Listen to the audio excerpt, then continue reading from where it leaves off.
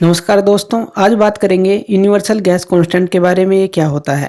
Universal gas constant जो है, आप उसको एक ब्रिज कह सकते हैं जो माइक्रो स्केल और मैक्रो स्केल के बीच का ब्रिज होता है।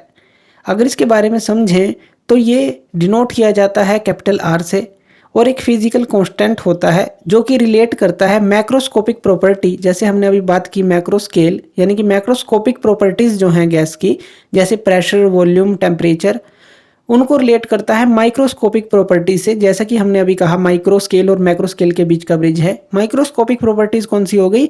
Number of particles. इन दोनों को ये एक तरह से रिलेट करता है। तो एक तरह का अगर हम इसको स्टडी करें तो थर्मोडायनामिक्स और जो गैस लॉज हैं उन चीज़ों को ये समझने में हेल्प करेगा। अब जो आर है यानी कि जो यूनिवर्सल गैस कांस्टेंट है, ये प्रोपोर्शनैलिटी कांस्टेंट कहलाता है, जो कि आइडियल गैस लॉ के अंदर आता है।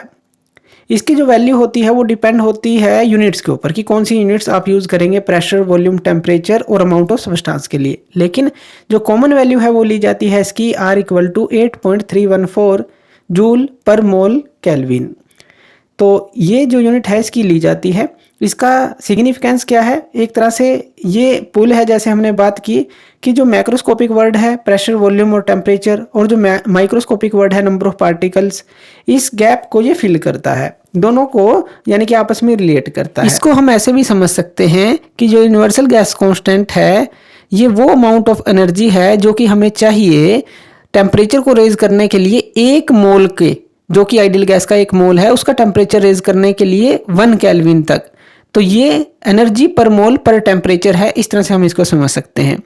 और ये जो है रिलेशनशिप भी दिखाता है जो अनदर कांस्टेंट्स हैं, जैसे ये बोल्ट्जमैन कांस्टेंट के बारे में, एवोगैड्रो कांस्टेंट के बारे में, इनसे भी रिलेशन दिखाता है। R = होता है Na × Kb। यहाँ पर जो Na है वो एवोगैड्रो कांस्टेंट है, और बोल्ट्जमैन कांस्टेंट जो है Kb हम यहाँ पर लेंगे। इस इक्वेशन के अंदर ये कनेक्ट करता है, जो जैसे कि हमने बात की मैक्रोस्कोपिक गैस कांस्टेंट को माइक्रोस्कोपिक बिहेवियर के साथ जो इंडिविजुअल गैस पार्टिकल का है। ये आइडियल गैस लॉ जो है, हम PV = nRT से इसको दिखाते हैं। P pressure of the gas होता है, V volume of the gas, N number of moles of gas, और T temperature of the gas kelvin के अंदर।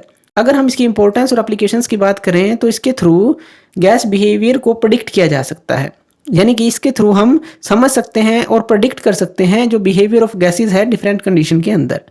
थर्मोडायनामिक्स के अंदर जो कैलकुलेशंस हैं वहाँ पर भी ये हेल्प करता है, यानी कि जो जैसे कि एंथैल्पी, एंट्रोपी और गिब्स फ्री एनर्जी हैं, इनके अंदर जो कैलकुलेशंस होती हैं वहाँ पर भी इसका यूज़ किया जाता है। केमिकल रिएक्शंस के अंदर भी ये एक इम्पोर्टेंट रोल प्ले करता है, जैसे जो स्टीचियोमेट्रिक कैलकुलेशन है गैसेस को जो इन्वॉल्व करते हैं वहाँ पर। और जो रियल वर्ल्ड की एप्लीकेशंस हैं जैसे कि इंजीनियरिंग, मेटीरियोलॉजी, एनवायरमेंटल साइंस, इनमें भी ये काम आता है। तो इसको हम ऐसे समझ सकते हैं कि यूनिवर्सल गैस कांस्टेंट जो है वाइटल रोल प्ले करता है, एक तरह का टूल है जो कि कनेक्ट करता है मैक्रोस्कोपिक और माइक्रोस्कोपिक वर्ल्ड्स को, जो कि गैसेस का है। थैंक यू ये वीडियो देखने के लिए, और इसी तरह की वीडियोस के लिए आप हमारे चैनल लर्न एंड ग्रो पे हमें सब्सक्राइब कर सकते हैं। धन्यवाद।